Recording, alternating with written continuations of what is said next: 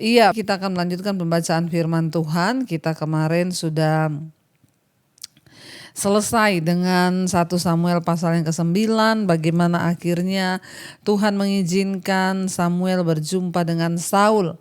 Ya, akibat bangsa Israel menuntut untuk memiliki seorang raja, akhirnya ya Tuhan memilih Saul menjadi raja seperti yang mereka minta.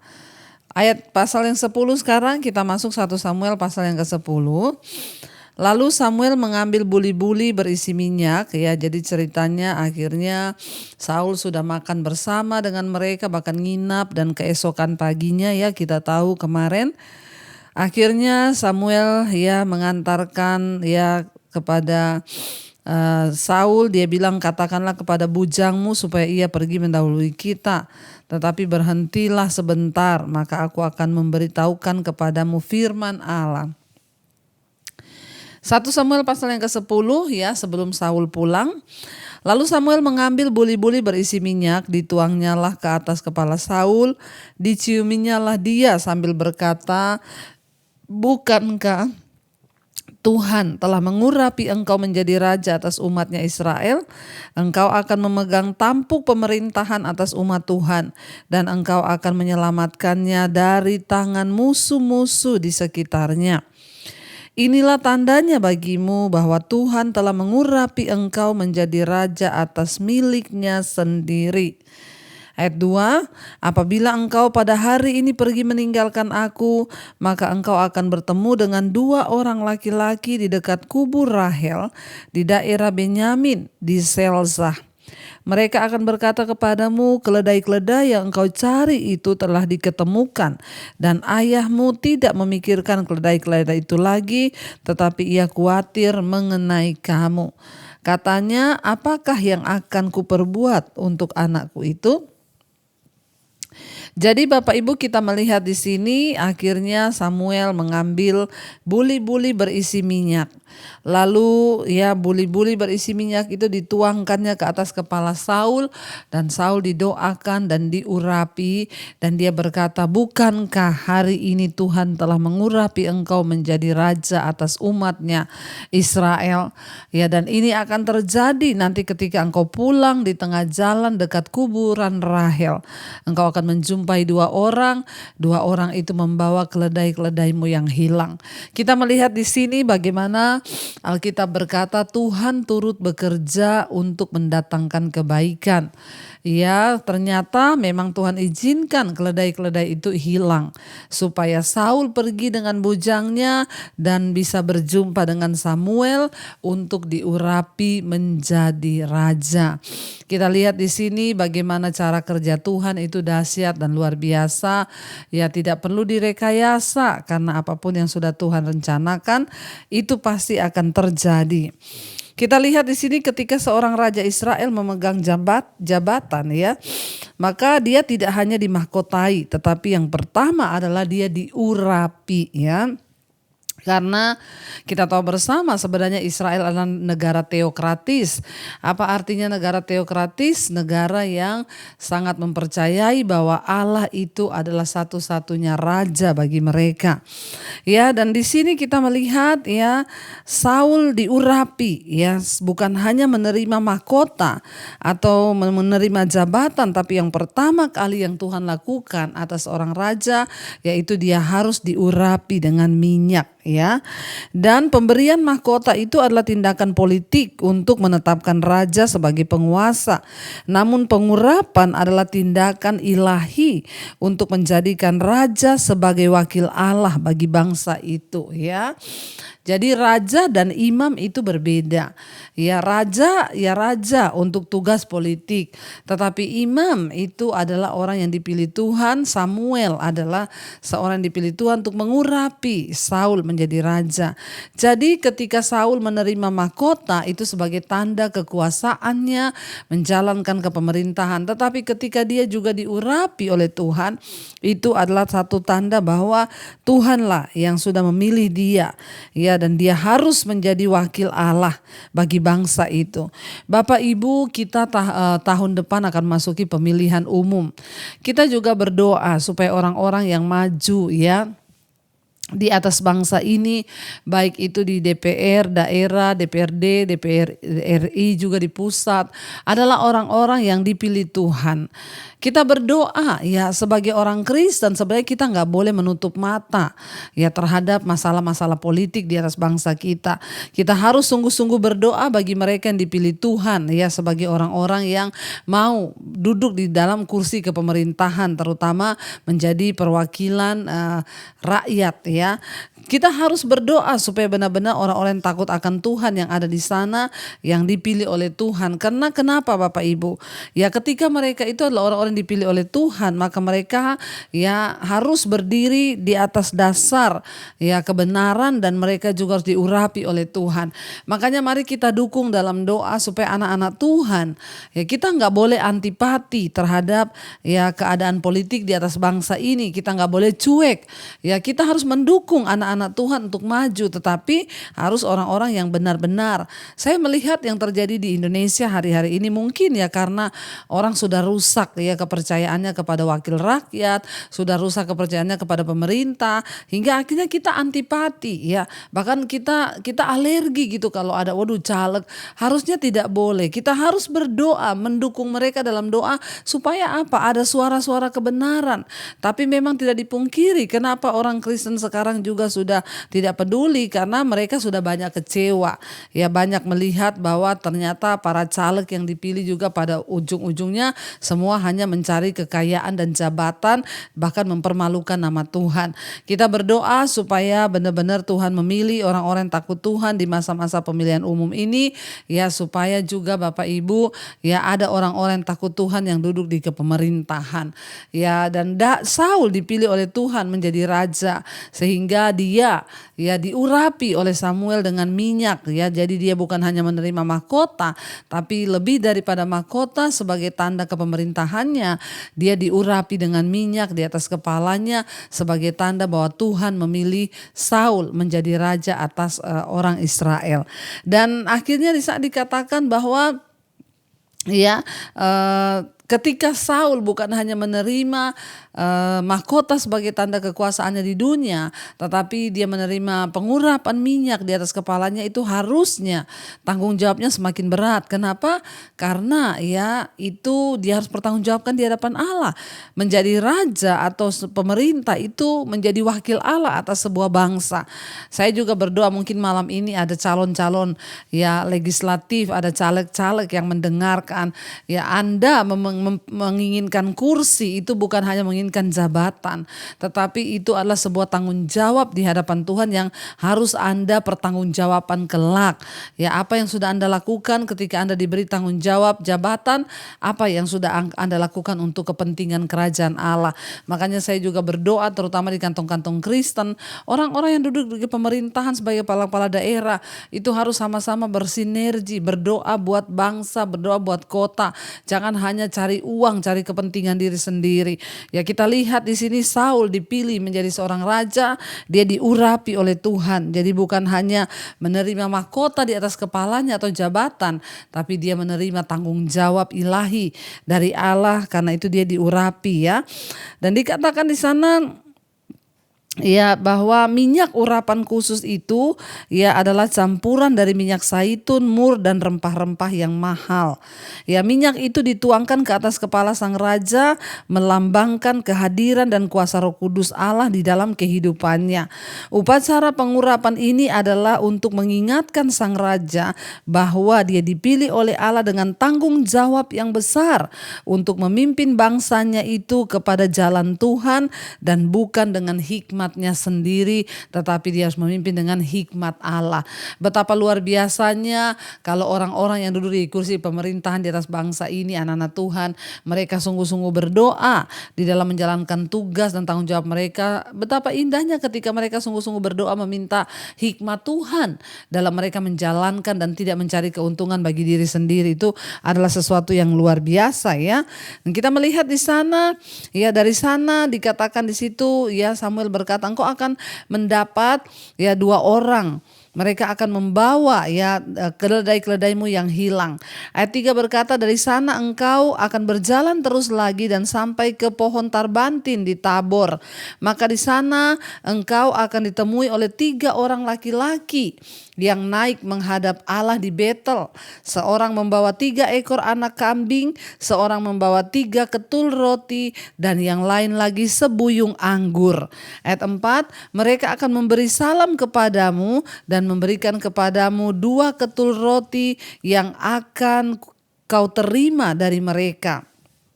Dikatakan di sana, sesudah itu engkau akan sampai, dikatakan engkau akan sampai ke Gibea, engkau akan sampai ke Gibea.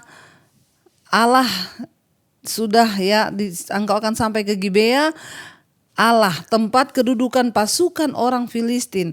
Dan apabila engkau masuk kota, engkau akan berjumpa di sana dengan serombongan nabi yang turun dari bukit pengorbanan dengan gambus, rebana dan suling dan kecapi di depan mereka. Mereka sendiri akan kepenuhan seperti nabi.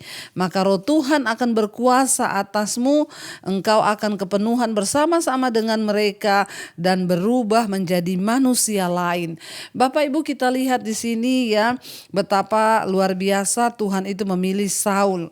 Lewat Samuel dikatakan bahwa Saul dipilih oleh Tuhan untuk menjadi raja atas bangsa Israel.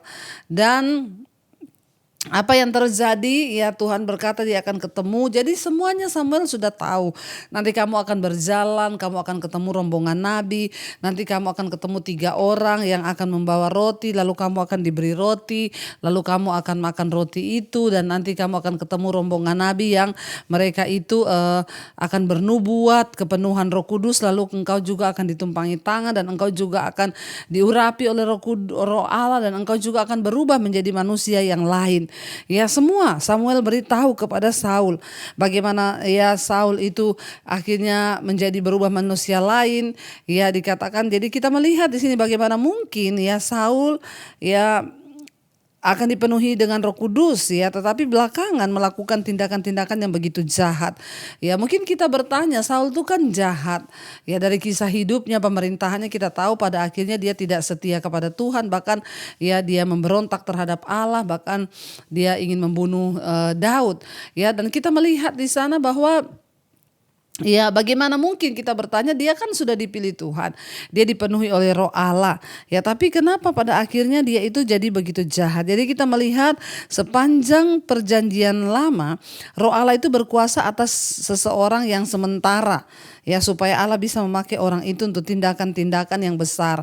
Jadi di perjanjian lama itu Roh Allah itu memenuhi seseorang hanya untuk demi sebuah tugas. Ketika Tuhan memberikan dia tugas, misalnya seorang raja atau nabi atau imam, maka untuk sementara waktu saja Roh Allah itu berkuasa atas dia. Tapi ketika dia memang sudah tidak lagi hidup dalam kebenaran atau ditolak Tuhan, maka roh itu akan meninggalkan orang itu. Dan kita lihat di sini dan itu yang membuat akhirnya Saul menjadi seseorang yang jahat. Dan di sana dikatakan bahwa pada akhirnya ini sering terjadi kita melihat di perjanjian lama juga di hakim-hakim ketika mereka dipilih. Simson kita sudah belajar, mereka dipenuhi Roh Kudus tapi akhirnya mereka hanya sementara waktu dipakai untuk memanifestasikan karya-karya Tuhan di dalam pemerintahan mereka. Tapi setelah mereka itu berbuat jahat, maka tidak lagi Roh Kudus itu menguasai mereka. Tetapi sebaliknya kita lihat bahwa akhirnya mereka ditinggalkan oleh Roh Kudus dan mereka menjadi orang-orang yang melakukan kejahatan di mata Tuhan. Dan kita lihat di sini akhirnya Roh Tuhan itu, ayat yang ke-6 berkata, Roh Tuhan akan berkuasa atasmu dan engkau akan kepenuhan bersama-sama dengan mereka dan engkau akan berubah menjadi manusia lain. Apabila tanda-tanda ini terjadi kepadamu, lakukanlah apa saja yang didapat oleh tanganmu, sebab dikatakan di sana Allah menyertai engkau. Samuel berkata bahwa kalau semua itu digenapi, maka engkau harus melakukan apa yang kau dapatkan dengan tanganmu, sebab Allah akan menyertai engkau. Engkau harus pergi ke Gilgal mendahului aku, dan ya camkanlah, aku akan datang kepadamu untuk mempersembahkan korban bakaran dan korban keselamatan. Engkau harus menunggu 7 hari lamanya sampai aku datang kepadamu dan memberitahukan kepadamu apa yang harus kau lakukan. Sedang ia berpaling untuk pergi meninggalkan Samuel, maka Allah mengubah hatinya menjadi lain. Dan segala tanda-tanda yang tersebut terjadi pada hari itu juga. Ya, ketika mereka sampai di Gibea, dari sana maka bertemulah ia dengan serombongan nabi. Roh Allah berkuasa atasnya dan Saul turut berkuasa atasnya. Ya, Roh Allah berkuasa atasnya dan Saul turut kepenuhan seperti nabi di tengah-tengah mereka. Semua orang yang mengenalnya dari dahulu melihat dengan heran bahwa ia bernubuat bersama-sama dengan nabi-nabi itu. Lalu berkatalah orang banyak yang satu kepada yang lain, apakah gerangan yang terjadi dengan anak Kis itu? Apa Saul juga termasuk golongan nabi? Lalu seorang dari tempat itu menjawab, siapakah bapa mereka? Itulah sebabnya menjadi peribahasa, apa Saul juga termasuk golongan nabi? Ya, jadi orang-orang bertanya ketika melihat Saul mulai bernubuat, dipenuhi oleh Roh Kudus, ya, dan orang bertanya, ya kenapa dia bisa mengalami itu semua? Apakah dia termasuk golongan nabi? Ya, tetapi itulah Tuhan. Ketika Tuhan memilih seseorang, Tuhan akan meneguhkan seseorang sehingga orang lain akan menjadi percaya juga kepadanya. Dikatakan, ya, ayat yang ke-13, setelah habis ia kepenuhan seperti nabi, pulanglah ia, dan paman Saul berkata kepadanya dan bujangnya, dari manakah kamu? Jawab mereka, mencari keledai-keledai itu. Tetapi ketika tidak terlihat, maka kami pergi kepada Samuel. Kemudian paman Saul itu berkata, coba ceritakan kepadaku apa yang dikatakan Samuel kepadamu. Kata Saul kepada pamannya itu, terus saja diberitahukannya lah kepada kami bahwa keledai itu telah diketemukan, tetapi perihal menjadi raja yang telah dikatakan Samuel kepadanya tidak diceritakannya kepadanya. Ya, kita melihat di sini, ya, nabi itu adalah orang yang memberitakan perkataan-perkataan Allah, Bapak Ibu. Jadi meskipun Allah menyuruh banyak nabi untuk memprediksi peristiwa tertentu, yang paling Allah inginkan adalah agar mereka mengajar dan menginspirasi orang-orang untuk hidup dalam kesetiaan dan di dalam kebenaran. Ya, hari-hari ini memang banyak orang yang mengaku punya karunia bernubuat, punya karunia ini, tapi ingat, yang terpenting adalah apakah, ya, dia itu membawa saudara pada kebenaran atau membawa kepada hal-hal yang bukan kebenaran. Karena banyak orang datang sekarang mengaku-ngaku sebagai nabi, bisa bernubuat, ya, tetapi dia bernubuat untuk kepentingan dirinya sendiri, mencari keuntungan. Dan yang terpenting adalah lihat dari buahnya. Apakah dia memang sungguh-sungguh hidup dalam pertobatan, dalam kekudusan, ada buah-buah roh, rumah tangganya baik, keluarganya baik, ya, dan lain sebagainya, yaitu bisa kita lihat, ya. Dan di sini dikatakan, ya, memang, ya, nabi itu dipilih oleh Tuhan, ya, untuk yang terutama adalah untuk menginspirasi orang untuk hidup dalam kebenaran dan kesetiaan kepada Allah.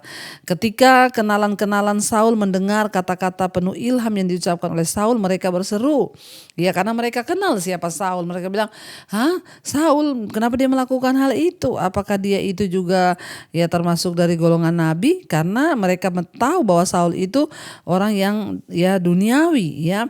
Ini sama dengan menyatakan apakah dia, ya, sekarang sudah bertobat, sudah alim, sudah beragama, ya, dan raja sejati Israel adalah sebenarnya Allah.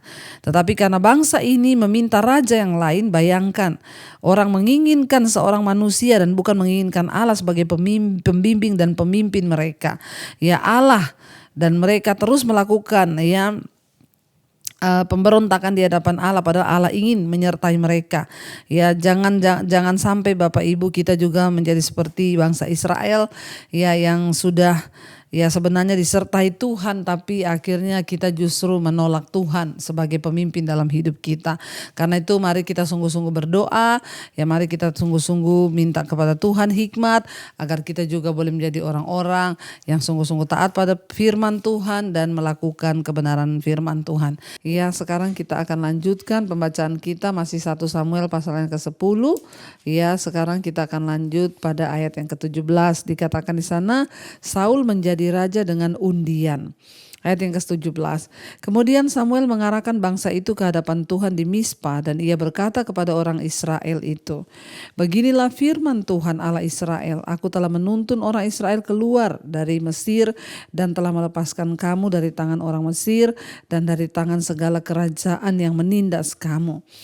Tetapi sekarang kamu menolak Allahmu yang menyelamatkan kamu dari segala malapetaka dan kesusahanmu dengan berkata, ya tidak, angkatlah seorang raja atas kami.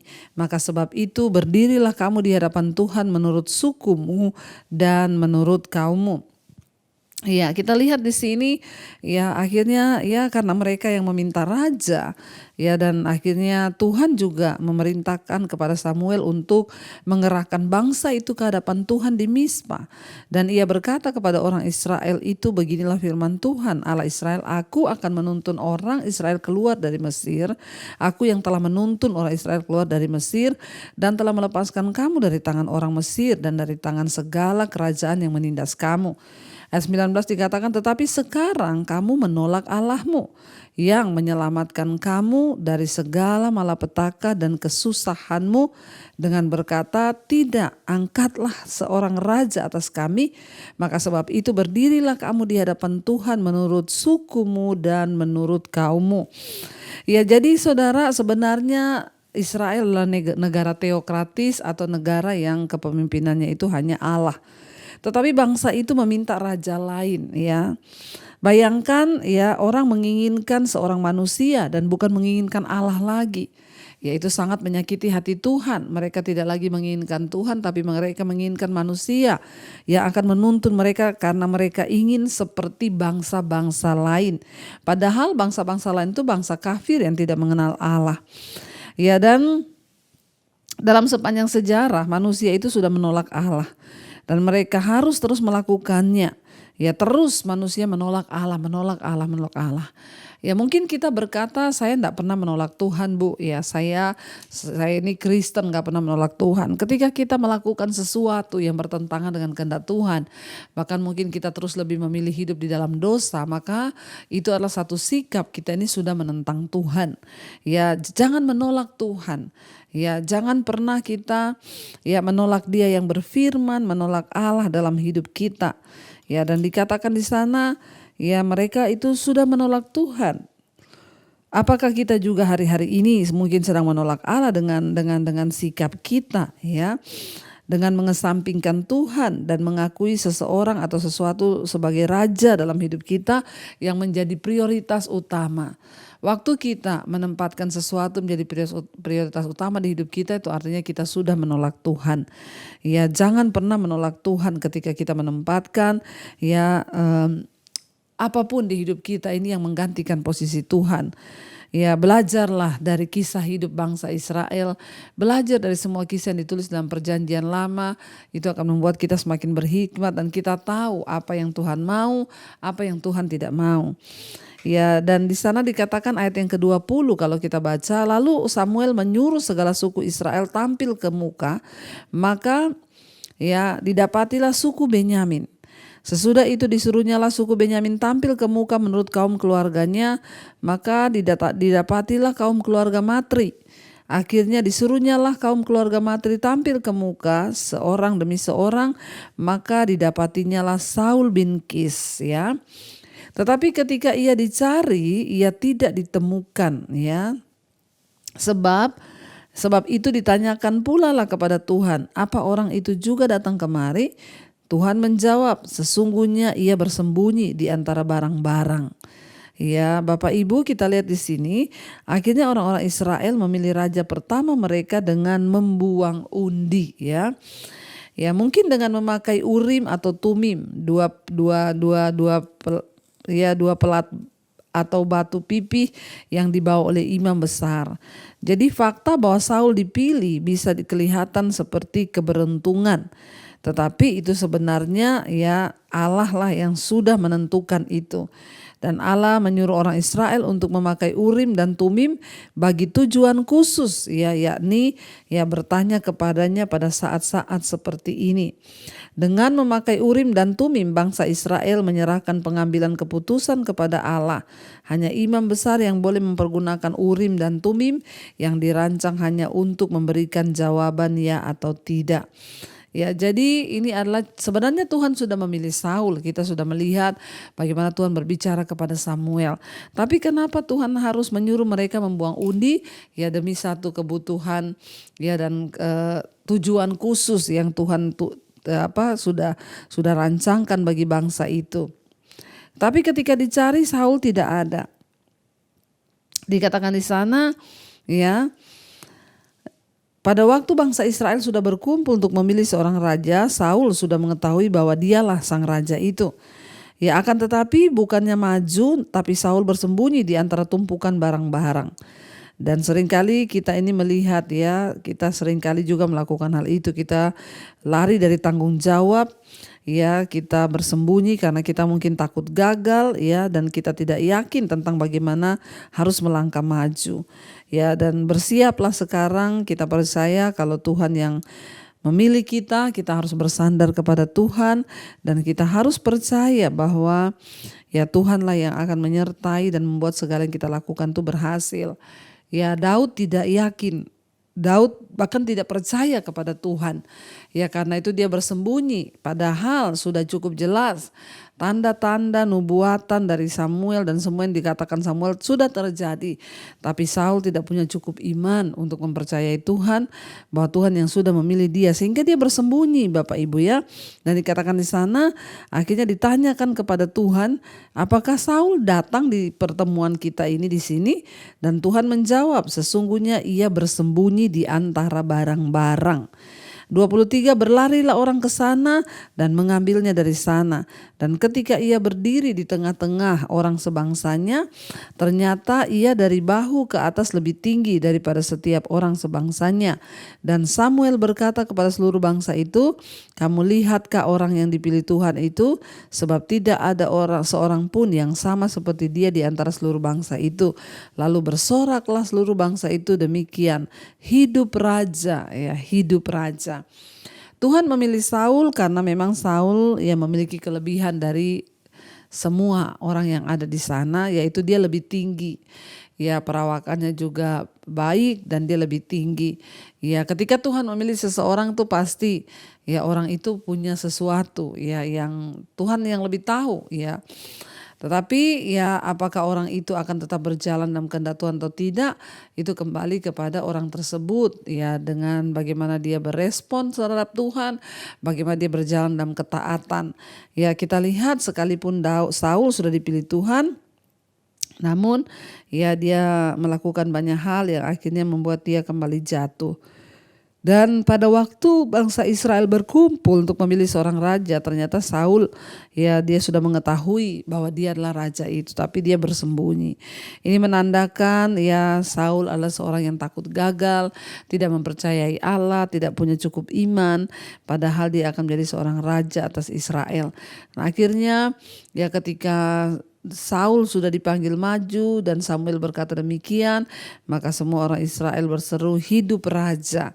Ayat 25 berkata, kemudian Samuel menguraikan kepada bangsa itu tentang hak-hak ya kerajaan, menuliskannya pada suatu piagam dan meletakkannya di hadapan Tuhan. Sesudah itu Samuel menyuruh seluruh bangsa itu pulang masing-masing ke rumahnya. Ayat 26, Saul pun pulang ke rumahnya di Gibea, dan bersama-sama dengan dia ikut pergi orang-orang gagah perkasa yang hatinya telah digerakkan Allah. Tetapi orang-orang dursila berkata, masakan orang ini dapat menyelamatkan kita? Mereka menghina dia dan tidak membawa persembahan kepadanya, tetapi ia pura-pura tuli. Memang ketika seseorang dipilih banyak pro kontra terjadi. Ya, orang-orang yang dursila tahu Saul itu siapa sehingga mereka berkata, masa dia yang dipilih? Ya, tapi beberapa orang hatinya dikatakan digerakkan Tuhan untuk mengikuti Saul. Ya, jadi memang ketika Tuhan yang berdaulat melakukan segala sesuatu, Tuhan yang akan menggerakkan orang-orang juga yang akan mendukung Saul sebagai raja. Sebaliknya ada orang-orang yang tidak percaya dan menghina Saul dan berkata, ya masa dia yang dipilih Tuhan. Tapi kita melihat di sini, ya, dan apa yang dilakukan, ya mereka tidak mau membawa persembahan kepada Raja Saul, ya tetapi dikatakan Saul pura-pura tuli, artinya apa, dia nggak mau dengar. Dia nggak mau dengar omongan orang, dia nggak mau dengar hal-hal yang negatif. Ya, dan akhirnya ya firman Tuhan berkata ya bahwa Saul akhirnya dipilih menjadi raja atas Israel. Ya, dan raja-raja Israel tidak seperti raja-raja bangsa lain yang memiliki aturan-aturan khusus yang diberikan kepada mereka. Raja-raja kafir dianggap sebagai dewa. Mereka membuat hukum mereka sendiri dan tidak bertanggung jawab kepada siapapun. Tetapi Raja Israel harus bertanggung jawab kepada otoritas yang lebih tinggi, yaitu Tuhan semesta langit dan bumi. Karena Tuhan yang mengurapi. Ya, dan sekarang bangsa Israel memiliki seorang raja seperti bangsa-bangsa lain, sebagaimana yang mereka inginkan dan yang mereka tuntut daripada Samuel dan juga dari Tuhan. Tetapi Samuel bertanggung jawab ya dalam tanggung jawabnya baik kepada raja maupun kepada bangsa Israel. Ya, Samuel ingin memastikan bahwa pemerintahan Raja Israel berbeda dengan raja-raja kafir yang ada di sekeliling bangsa Israel.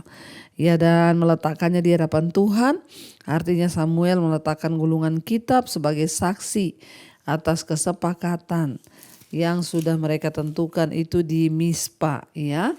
Dan semua terjadi sesuai dengan petunjuk Tuhan. Bahkan ya kita lihat di sana beberapa orang ya langsung mendukung Saul ya sebagai kawan.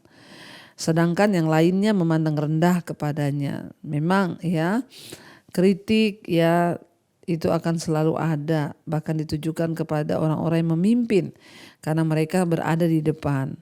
Ya, pada masa kini juga kita melihat ya bahwa banyaklah ya orang-orang yang iri hati, orang-orang yang ingin menjatuhkan ketika kita dipakai Tuhan. Namun kita belajar jangan menghabiskan waktu kita dan energi kita hanya untuk mencemaskan atau mendengarkan orang-orang yang tidak senang dengan kita. Sebaliknya fokuskanlah perhatian kita kepada Tuhan dan kepada orang-orang yang siap untuk membantu kita. Di dalam pelayanan pun pasti ada orang-orang yang siap mendukung, banyak orang-orang yang mau menjatuhkan. Tetapi kita harus fokus kepada orang yang mendukung kita dan juga kepada Tuhan. Karena orang-orang yang tidak mendukung kita itu mereka hanya berbicara jelek di belakang kita, menjelek-jelekan kita, ya bahkan ya seolah-olah ya bahkan yang lebih parah lagi itu sekarang banyak orang-orang Kristen yang seolah-olah dia berteman, bersahabat, ya kalau ketemu halo ibu, shalom ibu, padahal di belakang wah ya dia menjelek-jelekan, dia menjatuh-jatuhkan kita. Itu sudah banyak terjadi. Ya mending yang jelas-jelas yang nyata-nyata tidak mendukung ya kepada Saul dan berkata masa orang kayak dia bisa dipakai Tuhan ya, daripada yang pura-pura baik ya, pura-pura mendukung, pura-pura kalau WA atau ketemu halo ibu sayang, padahal di belakang itu ya menakutkan. Banyak orang-orang seperti itu akan kita dapat. Tapi kita belajar satu hal yang positif dari Saul, dia tidak menghabiskan energinya untuk memikirkan orang-orang seperti itu, tapi dia fokus kepada orang-orang yang mendukungnya. Karena orang-orang yang mendukungnya itu yang akan sama-sama menggenapi ya rencana Tuhan di dalam kehidupan kita. Jadi Bapak Ibu ya anggaplah sebagai angin lalu, pura-pura tulis saja terhadap orang-orang yang suka menjelekan, suka mengkritik ya, tetapi fokuslah kepada orang-orang yang mendukung kita untuk menggenapi rencana Tuhan di dalam hidup kita. Saya percaya ketika kita berjalan bersama Tuhan, maka Tuhanlah akan memberikan kita kekuatan di dalam Dia. Mari kita tundukkan kepala, kita berdoa bersama. Terima kasih Tuhan, terima kasih buat kebenaran firman-Mu yang kami baca dan belajar malam ini. Engkau mengajarkan kepada kami ya untuk belajar dari kisah hidupnya Saul. Ketika Tuhan memilih dia, Tuhan mengurapi dia, ada ketakutan dalam dirinya bahwa dia akan gagal, dia akan tidak sanggup, dan dia melupakan bahwa Tuhan yang sudah memilih dia. Ajar kami malam ini tahu bahwa Tuhan ketika Engkau beserta dengan kami tidak perlu takut. Tuhanlah yang memampukan kami melewati, menjalankan, terutama ketika kami benar-benar hidup mau melakukan apa yang Tuhan suruh. Kami juga belajar dari Saul ketika dia dipilih, diurapi Tuhan. Ada orang-orang yang mendukung dia, tapi ada orang-orang yang tidak mendukung dia, bakalan mencemooh dia. Tapi dia berlagak pura-pura tuli, tidak mau mendengar. Ajar kami untuk hanya lebih fokus kepada Tuhan, fokus kepada orang-orang yang mendukung kami untuk menggenapi rencana Tuhan. Dan tidak fokus dengan orang-orang yang hanya mencibir, ingin menjatuhkan. Tuhan, berikan kepada kami kepekaan yang lebih lagi untuk kami semua boleh menggenapi rencana Tuhan dalam hidup kami. Apapun itu, kami percaya Tuhanlah yang sedang mempersiapkan kami. Terima kasih Bapa, kebenaran firman-Mu sudah memberi kekuatan bagi kami. Mari buka hati dan tangan-Mu Bapak Ibu. Terimalah kiranya berkat dari Allah Bapa, rahmat, cinta kasih Tuhan Yesus Kristus, penyertaan Allah Roh Kudus menyertai hidup kita mulai hari ini bahkan sampai kali yang kedua Tuhan Yesus datang menjemput kita. Nama kita tercatat di dalam kitab kehidupan. Dalam nama Tuhan Yesus yang percaya diberkati Tuhan, katakan bersama, amin, amin, amin. Tuhan Yesus memberkati, shalom dan Immanuel.